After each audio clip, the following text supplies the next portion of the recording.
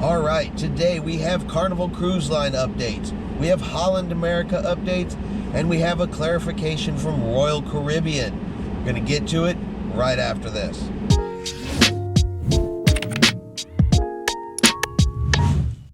Chris here with High Seas Cruising, and welcome to today's video. Coming to you from the road today. Just had a busy day, but still needed to stop and record this video for you guys. Now, like always, before we get started, if you would do me a favor, hit that subscribe button. It is free to do so, helps our channel grow, and allows us to continue bringing you cruising content. All right, we're going to start with Carnival Cruise Lines. Now, they have announced some additional sailings that will be coming up here in August. And I'm going to go ahead and read these to you guys real quickly. That way I know I get them exact. So we're going to start with the Carnival Mardi Gras. It's going to operate 7-day cruises from Port Canaveral starting Saturday, July 31st, with the pre-inaugural sailings to the Eastern and Western Caribbeans.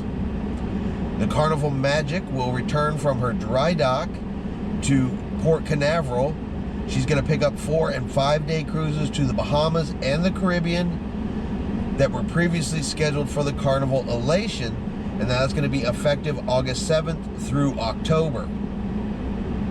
Now, the guests that were already booked on the Carnival Elation, you're going to be moved over to the Carnival Magic. She is a larger ship, so additional stateroom inventory is going to be made available on Carnival.com, and the Carnival Magic is going to operate 3 new 6-day cruises and 1 new 8-day cruise from Port Canaveral between October 11th and the 31st. The Carnival Sunrise will enter service from Miami effective August the 14th. Going to be sailing 4- and 5-day cruises to the Bahamas and the Caribbean. The Carnival Panorama will enter service from Long Beach, California on August 21st, sailing her 7-day Mexican Riviera cruises. So for those of you on the West Coast in California that have been waiting for some cruising information, now you know the Carnival Panorama is going to be back in Long Beach here shortly and start cruising again in August. Now, Carnival has extended pauses for additional ships through August 31st of 2021. That's going to be the Carnival Pride out of Baltimore, the Carnival Sunshine out of Charleston, the Carnival Dream out of Galveston, the Carnival Ecstasy out of Jacksonville, the Carnival Liberty out of Port Canaveral, the Carnival Conquest out of Miami, and the Carnival Sensation out of Mobile, and the Carnival Glory out of New Orleans. So all guests and travel agents will be informed of the changes. Any guests that will be affected by any of the moves or cancellations, of course, will be notified through their email, and it'll be posted on the Carnival's website as well. Directly from Christine Duffy, she did state, "We are excited to resume our West Coast operations and intend to sail Carnival Panorama with vaccinated guests starting on August the 21st. They are currently working with state and local officials to finalize the necessary plans." So it does look like the Carnival Panorama, at least to start, is also going to be a fully vaccinated cruise. And additional ships from the Carnival fleet will begin to ramp up and get back into service starting in September. They're currently bringing the crews in to be vaccinated to get them all ready, finalize their plans, and of course get all of the necessary approvals from the CDC as well. Royal Caribbean's Odyssey of the Seas has arrived in Port Everglades. That is going to be her home port, and she is currently scheduled to begin cruises on Saturday, July the 3rd. Now, Holland America has had some cruise cancellations. Now, these are for 2 ships doing European sailings. So if you are booked on any of the Holland America ships coming up September through November doing European cruises, definitely check with the cruise line and see if you've been affected by that. And of course, you'll receive the email and the notification if your cruise has been canceled. So it's almost 5 o'clock here in Texas. Have not currently heard anything yet from the lawsuit between Texas, Florida, Alaska, and the CDC. It did go before the judge again today, but nothing has been released as far as the outcome of that case as of yet. As soon as something does get released, we'll let you know. We'll get a video out about it, but as of right now, nothing has been said. All right, and now for the big story of the day, and this is going to be Royal Caribbean. The last couple of days, there has been some confusion coming out of Royal Caribbean. We have heard different statements from Richard Fain. We've seen different posts and different videos from other people as well, where there's been talk about, is Royal Caribbean going to charge its passengers extra if they're not vaccinated? How are they going to verify vaccination status? So the CEO of Royal Caribbean, Michael Bailey, has released an official statement where he is clarifying Royal Caribbean's position and what their intentions are as far as charges, vaccine requirements in Florida, Texas, and other cruise ports. So I'm going to go ahead and read this to you word for word. That way you guys know exactly what he did say. All right, so Royal Caribbean International's president and CEO, Michael Bailey, has responded to what he has been calling different narratives regarding the company's cruise restart and policies when it comes to requiring guests and crew to be vaccinated against COVID-19. He also addresses the fact that guests may need to pay for COVID-19 testing on board select ships. So this is going to be a rundown of each of the ships. Now there is an interesting statement that is made in here from him, and I think it may answer one of the questions we have, even if he does not come out directly and say it. All right, so here is the actual list.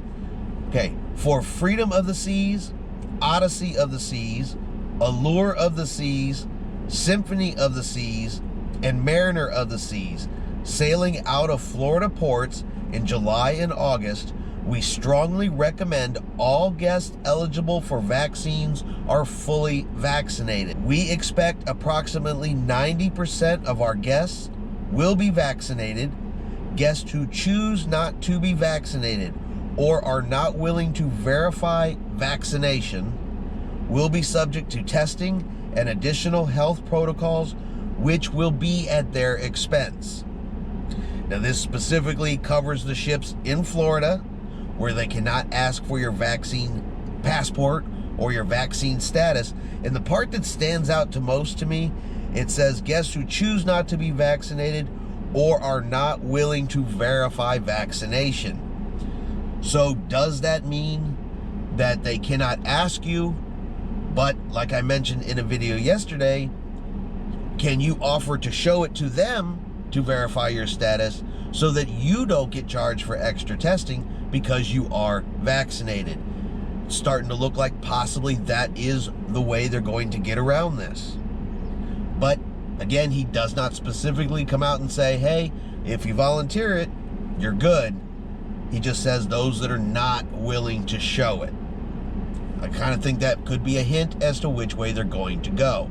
But let's keep going here with the list. And this is still for Florida. It says kids not eligible for vaccines, 12 and under from August the 1st, who sail will be required to be tested and are subject to health protocols, but there will be no additional charges for them.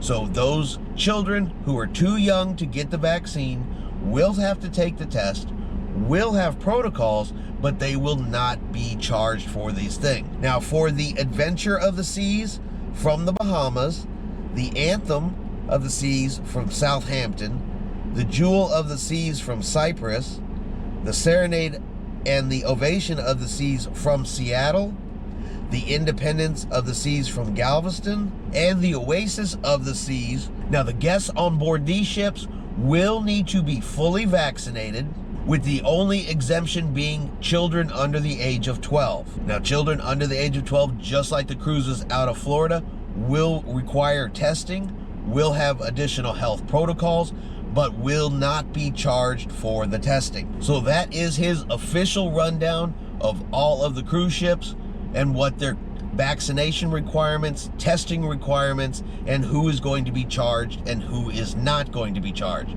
Now, it does not list specific charges.